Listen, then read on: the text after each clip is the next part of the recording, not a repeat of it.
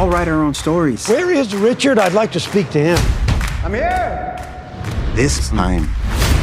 That's me, the mero mero, Mr. Richard Montañez. I'm the guy who helped bring the world the most popular snack it's ever seen. Are you ready? A huevo. I've been ready.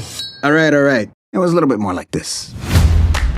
Spicy? Yeah, see, that's how I got here. Dear God, please forgive me for the gang, the drugs, the stolen cars. What the heck, man? Let's move it. Hey, he is praying, pendejo. Go ahead, baby. The guy started at the very bottom. I know I don't look it, but I got a PhD. I'm poor, hungry, and determined, sir. Okay, I can see you're gonna be a weird one. What's happening? Layoffs, son. Lots of them. Frito-Lay isn't getting enough orders to keep the factory open. Who eats Cool Ranch anyway? That lady. Ow, wow, wow, wow, wow. What is it? It burns. Well, stop eating it. No, I like it. It burns good. I had been searching for an answer. And there it was. They had been there the entire time. I got an idea. It's a spicy chip. It's gonna change everything. It will save our factory. And you're a janitor. No, hang on. Figure out the next step. Say, the Hispanic market will not be ignored. The Hispanic market will not be ignored. Good, but in your voice. Why are we wasting time on this janitor's crazy idea? Guys like you and me, we don't get shots like this. You see that guy right there? I see a chingon, a Montañez. Yo soy Montañez. Soy Montañez. Get out there and be great. We want to know that we matter to you. If we knew that there was a product out there for us, we'd say, take all our money, cabrones. I got a little hood there at the end, but...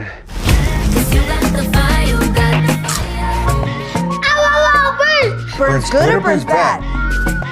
It burns good.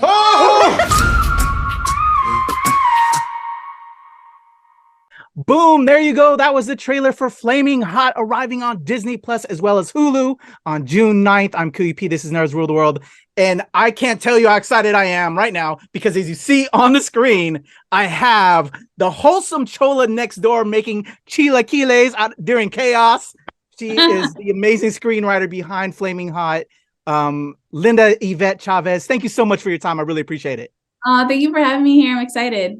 And before I begin, I just have to tell you, I was checking out your website as well. If I can only do half of what you're doing for the Filipino community as you are doing for the Latin community, I'll feel successful. You are amazing. Thank you so much. The love Filipino of my family. Grew up with the Filipinos at my family. Listen, you got on it that you were Latino. This is how much family we are. Hey, real talk.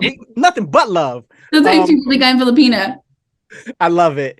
Well, let me tell you, I love what you did with this film. This film is amazing. I can't wait for the rest of the people to see it. I had first question out the gate when Eva approached you and wanted you to get on board. You met with the whole team. What was your first thought? I saw that you read some articles, but then you had a meet with Richard and Judy and the whole Montañez crew. What was that like, adapting his life into this? It was incredible. I mean, like the first thing out the gate was Eva sent me her deck for her vision for directing. And I was like, oh my God, this is incredible because she had references in there that were amazing. She was referencing Scorsese and McKay and like really trying to do a version of this movie that was going to be comedic and heartwarming and like complex and fast paced. And I hadn't seen stories from our community told in that way. And I was like hungry for that. So when I saw her deck, I was like, oh my God, I'm so in. And then when I met with Richard and Judy, Eva, the first thing Eva wanted was like, let's go meet with them in the IE where they live. And we did. And of course, in true Mexican American fashion, we showed up and the whole familia was there. Let's go. Everyone, the primos. But it was beautiful because as they were telling us their story, you had the family chiming in. Well, abuela told them about that thing and dad told them about that. And Judy being like, but Richard, you didn't tell him this. And like, it's just so quintessentially Mexican, right? To sit there with the whole family and hear all of that. And it just really like let me see like what the power in the story. And I left that conversation so electrified. I'll never forget that drive, like going home, just feeling like, wow, this story Like, my dad needs to see this story. My brothers need to see this story. My God, the men in my community need to see this story. And I went home and I wrote down on a Post-it, like, you know, this is for the men in my community and the women that lift them up. And I put that on the board. I put that on my wall. And I was like, okay, that's my North Star through this. Even when it's really hard to get through telling the story, like, I'm gonna show up for that. And I'm gonna show up for Eva, this woman who is like a powerhouse in our community, who is making her feature directorial debut with this film, but she's been doing this for a minute. She's been directing TV forever. And I wanted to show up for her and make her vision everything that she wanted to be. And I knew I couldn't let her down. And that's what I worked on doing. I love it. And you showed up and showed out, and it's so inspiring. So I gotta say, with that being said, right, them being so loving and giving with their lives and their story and sharing with you, that had to be a chore for yourself as a writer, you know. So, okay, that was cool, but now I got to get to work. Like, how did you take all of that content? Like, what was your process? And did you, were you happy with the end product of when you finally saw the film, when it was all done with your screenplay? Like, just, were there things that you wanted to put in that didn't happen, or like, how was that in your process? I've been doing this long enough that I know that every stage of a movie or a TV show is its own version, right? Like, you know that every version is going to be building more and more, and it's also a collaborative medium. So for me, when I'm writing, so I do a lot of different roles. I write, I showrun, I direct, I create, like I do all the things. But when I do a role, I show up as that person. So for a feature film, if I'm the writer and I have a director, I'm showing up for the director and their vision and what they want to achieve. So going into it, it was very much like, okay, what is the vision? What is she trying to achieve? And then the complexity of the craft, I think, is a thing that people don't realize. Like, it's not just like sitting down and writing. Like, I have a video I want to post at some point where it was during the pandemic and I was quarantining with my family. And so I was in their little office space and I had all of these boards and like arcs on the wall and a whole board of like the structure of the film and what I needed to change. And then a board with the structure of Judy and Richard's relationship, a board with the structure of him and his son. Like, it's a whole thing that I was trying to craft around like the different relationships and how they marry each other, because that's what creates powerful story. So I won't get into the deep like details of what that takes to craft a story. That's the art form. That's what I do as a screenwriter, but I do it with so much love and so much passion, especially when it's a story like Richard's that deserves that love, deserves that care, deserves for me to bring my whole heart and soul into it. I'm a very spiritual person.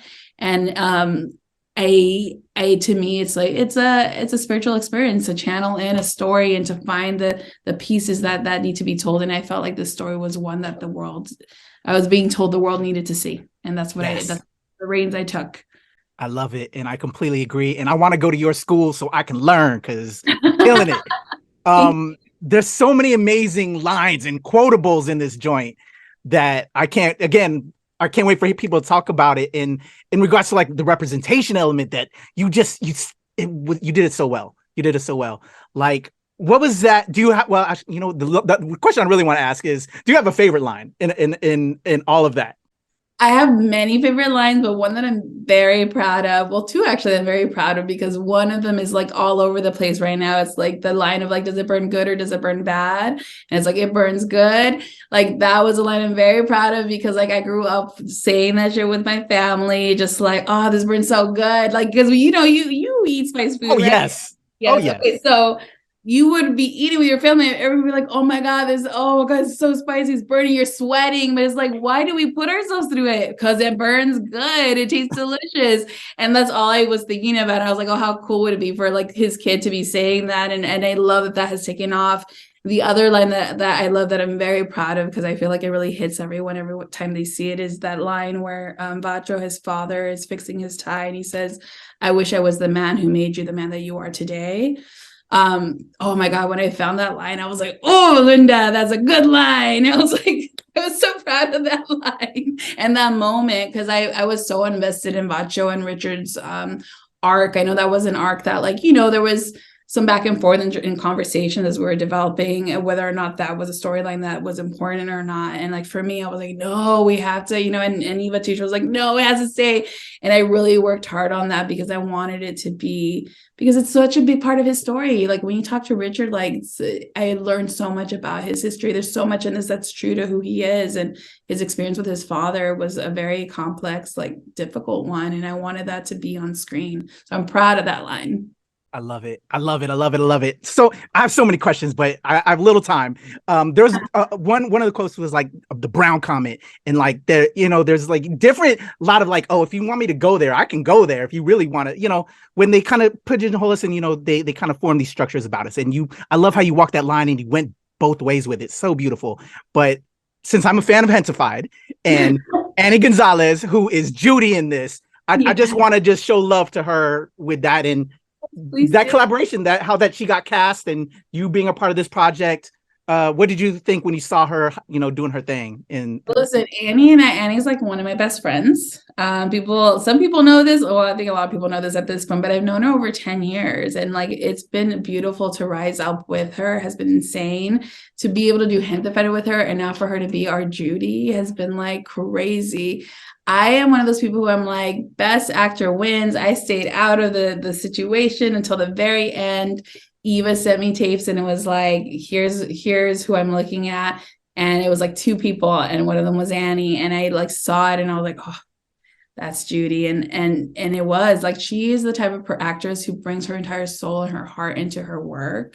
And like the character she played on screen, if you know her in real life, she is very different. She's like loud and bounces on the walls and funny and all these crazy things. And then she's able to ground all that and capture a person. And she captured Judy so beautifully with so much heart and so much tenderness. And I can't even explain how proud I am of her and how proud I am to be able to be rising up alongside her in this way has been, words can't describe it. I'm just happy. I'm happy that we get to do this together.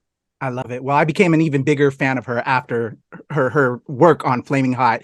Linda Yvette Chávez, you are a godsend. You are amazing. I can't wait to see all these other projects you have coming up. So I would love to chat again. But everybody, check out Flaming Hot, Linda Yvette Chávez, when it drops on Disney Plus as well as Hulu on June 9th. It's your boy Kuya P. This is Nerds Rule the World.